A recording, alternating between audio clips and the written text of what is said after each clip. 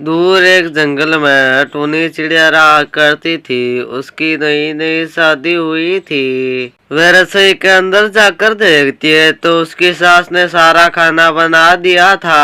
और यह सब देखकर टूनी चिड़िया हैरान हो जाती है और फिर वह अपनी सास से कहती है, अरे माँ जी, आप खाना क्यों बना रही हैं? भला मैं आ ही रही थी ना। तुम शादी विवाह के इस काम में थक गई होगी तो मैंने सोचा क्यों ना मैं ही खाना बना लूं। और वैसे भी हम दोनों सास बहू हैं, तुम बनाओ मैं बनाऊं, एक ही तो बात है ना।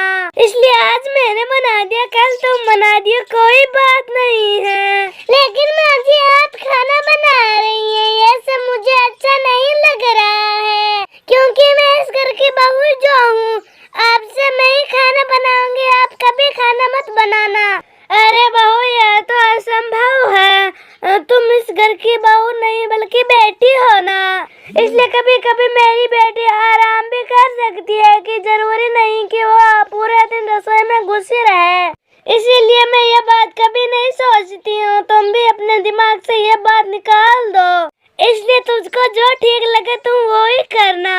नहीं नहीं बहू आई है तभी ये दिखावा कर रही है अपनी माँ बनने का। मैं सब समझती हूँ कि सभी सास एक जैसी होती है, ये भी वैसी होगी। ये मेरे सामने अच्छा बनने का दिखावा कर रही है। अच्छा बहू, मैंने सारा काम तो कर दिया, अब तुम बस बाहर खाना लगा दो और आज वहाँ पर बैठ कर तुम भी मेरे साथ खाना खा लेना। नहीं नहीं माँ जी, आप बस खाना खा लीजिए, मैं सबके लिए खाना लगा देती हूँ। फटाफट से सभी खाना खा लेंगे तो मैं बर्तन धो दूंगी। अरे बहू, इतने सारे बर्तन भला तू अकेले कैसे धोएगी? मुझे बुला लेना, मैं कुछ तुम्हारा हाथ बटा दूंगी। दोनों धोएंगे तो साथ में बैठकर काम हो जाएगा, फिर हम दोनों मिलकर साथ में बातें करेंगे, ठीक है ना? माँ जी, आप कुछ ज्यादा ही नहीं कह रही हैं क्या? मुझे पता है हर 4 दिन बाद आप मुझको असली रंग दिखा देंगे, इसलिए मुझे कोई परेशानी नहीं है। अभी आप असली और अपना सास वाला रंग दिखाई दो।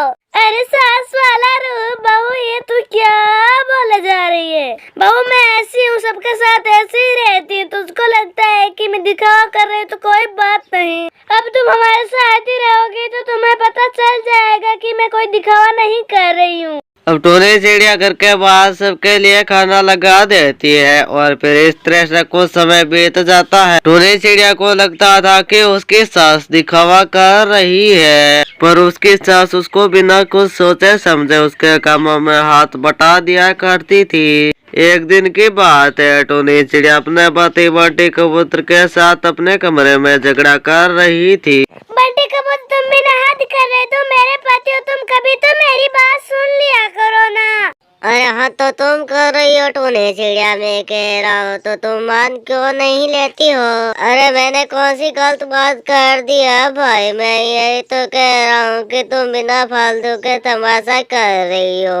वे दोनों ऐसे झगड़ा कर रहे थे कि तभी राजू वहाँ पर आती है। अरे क्या हुआ? तुम दोनों इतना चिल्ला क्यों रही हो भला? तुम्हारी आवाज बाहर कमरे तक सुनाई दे रही है, क्या हुआ? तुम इतने जोर से क्यों चिल्ला रही हो भला?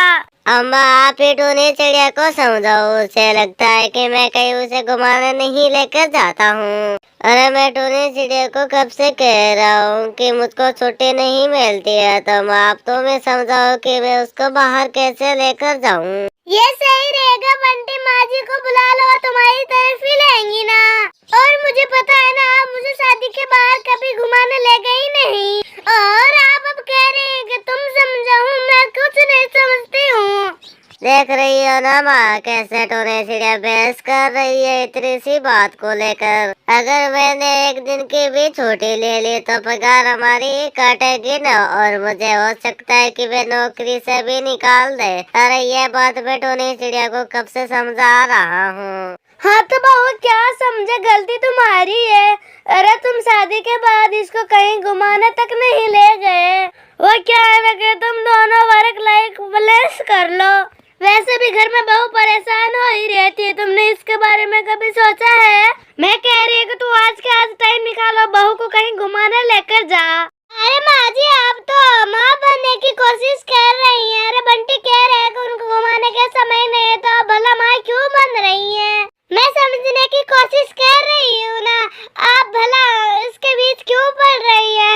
आप माँ बनने की भला बंटी की सास बन रही हो और मेरी माँ बनी जा रही हो। टोनी चिड़िया को अपनी सास की बात बिल्कुल भी अच्छी नहीं लगती है, तो वह अपनी सास से बात करना भी बंद कर देती है। और यह बात राजू चिड़िया को भी अच्छी नहीं लगती है। तो कुछ समय बाद टोनी चिड़िया अपने मायके चली जाती है। यह दिन टोनी चिड़िया अपने माँ के साथ बैठी हुई थी कि तभी उसका भाई आ जाता है। अरे माँ बाप ही समझाओ अपनी बहू को, आज तक मुझको ढंग का खाना तक नहीं दिया है। जब मैंने कहा कि मैं बाहर का खाना खा लूंगा, तब उसने कहा कि नहीं, तुमको बाहर का खाना नहीं खाना है, तुमको घर का ही खाना है। ये कोई बात है क्या माँ? अरे तो तू ऐसा क्यों कर रही है? मैं सब समझ रही हूँ कि तुम मेरा बेटा, तो मेरी बात मानोगे। तो वो कैसे समझेगी? घर की बहू है, घर की बहू की तरह ही रहे। हर चीज में घुसना जरूरी थोड़ी ना है। यह बात तो मैंने भी उससे कही थी, लेकिन वह कह रही थी कि 2 दिन तुम्हारे पहले तबीयत खराब थी, अब फिर से बाहर का खाना खाओगे तब फिर से तबीयत खराब हो जाएगी। अब तुम ही समझाओ उसको। अरे वो तो सही कह रही है, तुम्हारी तबीयत 2 दिन पहले खराब थी, अब तो ठीक है ना। अब तो तुम खा सकते हो बाहर का खाना। जा बेटा खा ले बाहर का खाना, मैं हो तो ऐसे चिक चिक करती रहेगी। आई बड़ी घर की चौधरी बनने वाली, जा बेटा तुम तो खाना खाओ बाहर का। मेरी शादी भाई के बाद में हुई, मतलब मेरी भाभी बाद में आई है, फिर भी ये ऐसा बर्ताव कर रही है।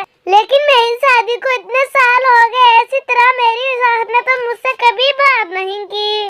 मेरी सास ही मेरी माँ है, बिल्कुल मैं भी गलत समझ बैठी हूँ।